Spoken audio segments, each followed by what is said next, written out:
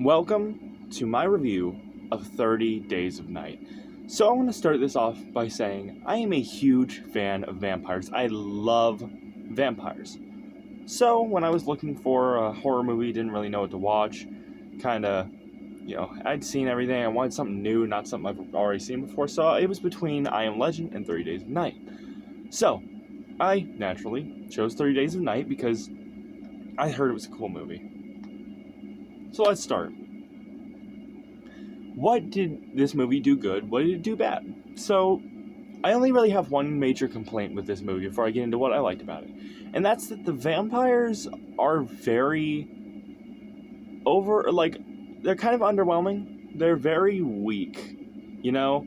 Like, there's no special ammunition. It's not like it's a holy thing. It's not like it's high caliber, it's armor piercing.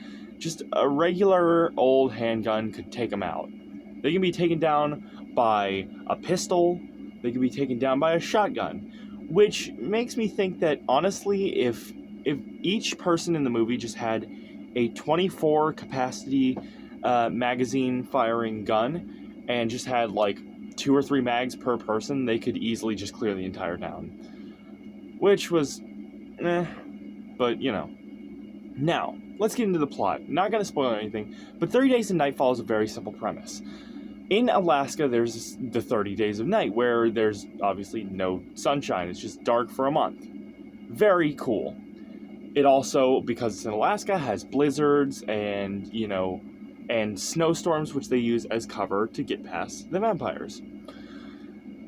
And it's just simply them trying to survive for a whole month against vampires, using, blizzards as cover, losing people here and there along the way, yada yada, regular horror movie stuff.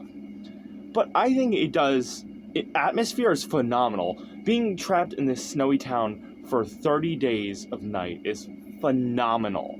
The characters I found to be, they were likable, but there was a lot of chemistry that they were trying to force that just wasn't there because there's no development, it's just kind of like, here's these characters, here's an implied relationship, here's the relationship, and here's a impactful moment. It's like, The pacing was good, though.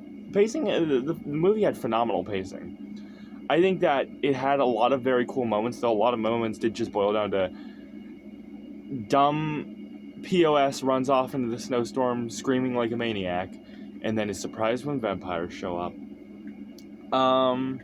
What else? I think the story was great. I try not to spoil things in my reviews, so I thought the story was very fun. It was a very simple horror movie concept, and I enjoyed it. So yeah, now we're to the end of the video. The part where I give you my closing thoughts. What did I think of what would I rank the movie out of 10, and would I recommend you watch 30 Days of Night? I would say the movie was a 7, because it was, how do I put this? It was a good movie, but not a great movie. Does that make sense? It wasn't mediocre. It was fun to watch, but apart from its atmosphere and,